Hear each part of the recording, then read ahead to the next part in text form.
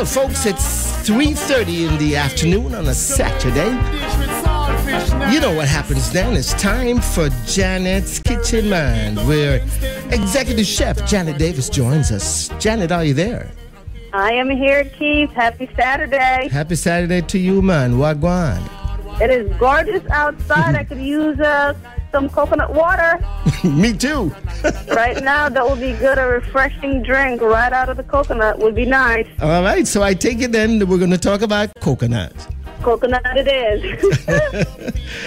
Tell me now, coconut, when the first thing you see when you land, are coconut trees.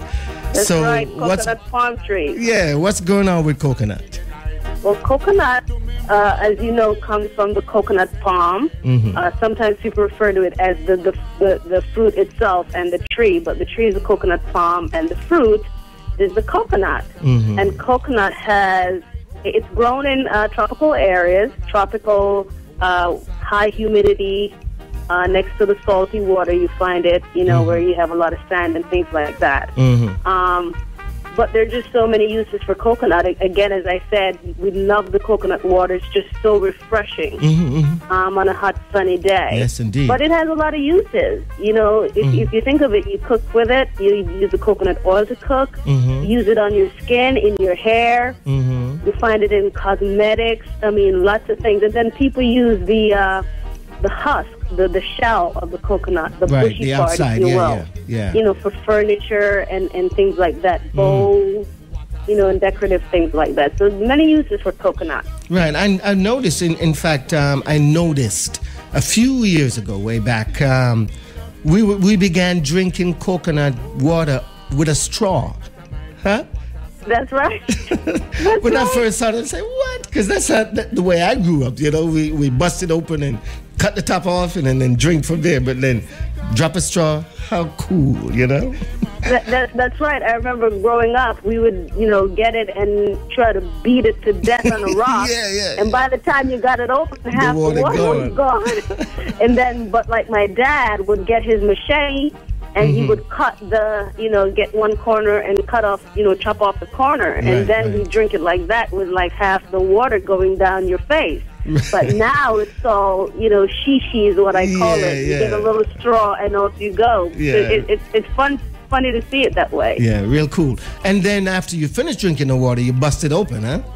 Oh, man, the inside of the coconut, we refer to as the flesh. Yes. Of the coconut. It is so good. A lot of people, like I've seen tourists, they drink it and they don't know, and then they throw the rest of it away. We cut it open. That's right. Sometimes we put brown sugar on it and scoop it out with, one of the part of the coconut that we just chopped off. We use it as a little scoop. And so the flesh, the inside of the coconut is edible. Right. And sometimes people don't realize that it's a different texture altogether. Yes. It's just something unto its own, really. So when we're using a coconut now, cooking rice and peas, or rice and beans, as some people know it, how is the coconut used? Because I know that's an integral part of the recipe. Well, rice and peas is a staple Jamaican and Caribbean dish, as you know. And to make authentic rice and peas, we use the coconut milk or the coconut cream here. But back in Jamaica, I knew growing up, again, Sunday dinner was a big thing for us. And we get the fresh coconut, and we had to husk it, take out the flesh out of the hard coconut shell, and we would grate it. Right. Grate it and then juice it, and that's how we got our milk. But here in the U.S., in terms of access, you can get the coconut milk, which is liquid, or coconut cream, which could be in a bar, or just slightly thicker than the coconut milk. Right. And that's what we use as, one of the staple ingredients in a dish like a rice and peas. Yeah. And speaking of a bar, you got coconut soap, right? You have coconut soap. Like I said, you use the coconut oil on your skin, in your hair. You find coconut in cosmetics.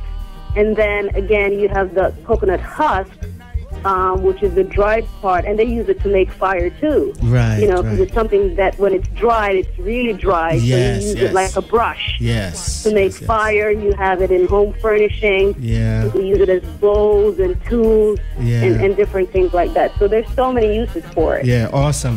Now there are a couple of dessert items, or pastry that coconut is highly used. Talk about a little bit about drops and gizzada. Oh, coconut. Oh, my goodness. Gizzada. Gizzada. Is, oh, my gosh. Trying to explain that to someone. It's in a hard crust of a shell. Yeah. And then the coconut is the really fine grated coconut, sweetened with sugar and flavored with other ingredients. And it's thick, almost like, it's like crunched together as you would like a coconut, I'm trying to think of the word of that one thing that we have here in America, like a macaroon. Okay. Yes. It's like a macaroon texture on the inside of the gizzada. True that. But very dark because you have the brown sugar in there, so it's a darker look. And it is so good. It's like thick and gooey and crunchy and moist at really the same good. time. Yes. It's interesting dessert. So we have the coconut gizzada, you have coconut cookies, coconut cake. I mean, there's just so many things that we use the coconut for. Yeah. All right, well, coconut, I tell you, we can talk about coconut all afternoon, can't we? Yes, we can. It's really good. Yes, man. So and inexpensive too, which is another thing that's great. It's accessible, not the whole coconut, but it is accessible, fairly accessible and inexpensive. True that.